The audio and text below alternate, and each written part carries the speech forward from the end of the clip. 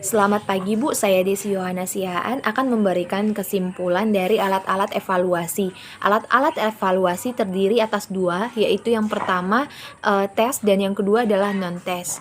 Tes merupakan suatu cara atau alat untuk mengadakan penilaian yang berbentuk suatu tugas atau serangkaian tugas yang harus dikerjakan oleh siswa atau sekelompok siswa sehingga menghasilkan nilai tentang tingkah laku atau prestasi dari siswa tersebut.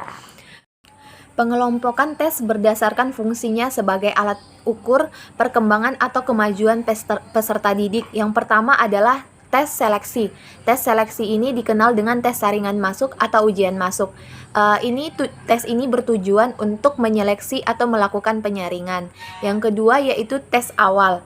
Tes awal atau dikenal dengan pretest. Tes awal dilaksanakan dengan tujuan untuk mengetahui sejauh manakah materi atau bahan pelajaran yang sudah dapat dikuasai oleh peserta didik. Yang ketiga adalah tes akhir.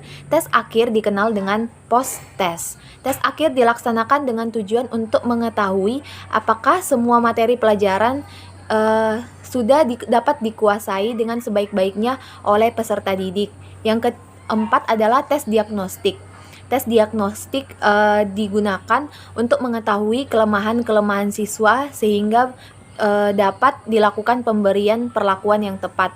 Yang kelima yaitu tes formatif.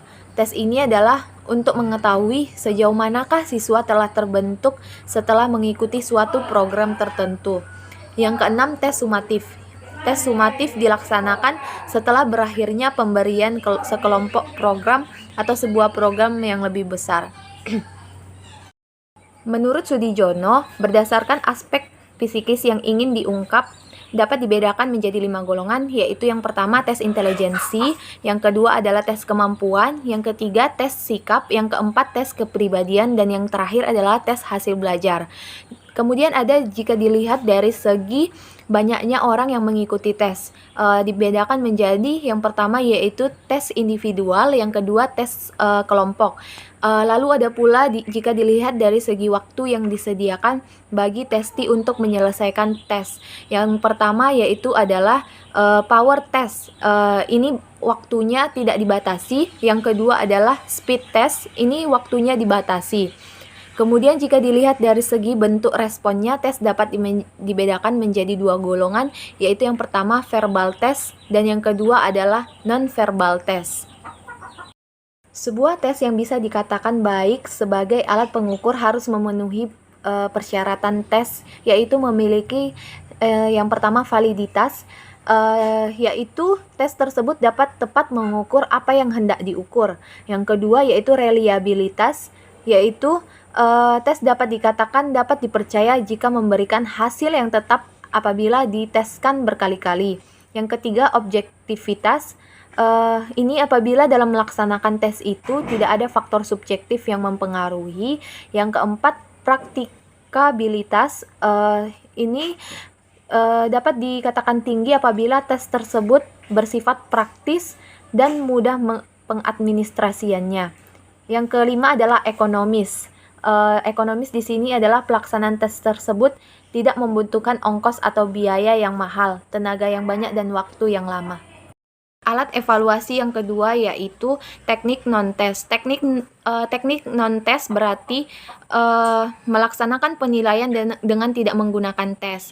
Teknik non-tes ini umumnya dilakukan untuk menilai kepribadian anak yang meliputi sikap, tingkah laku, sifat sosial, ucapan, riwayat hidup, dan lain-lain yang berhubungan dengan kegiatan belajar dalam pendidikan individual maupun secara kelompok. Yang tergolong teknik non-tes adalah yang pertama skala bertingkat atau rating scale.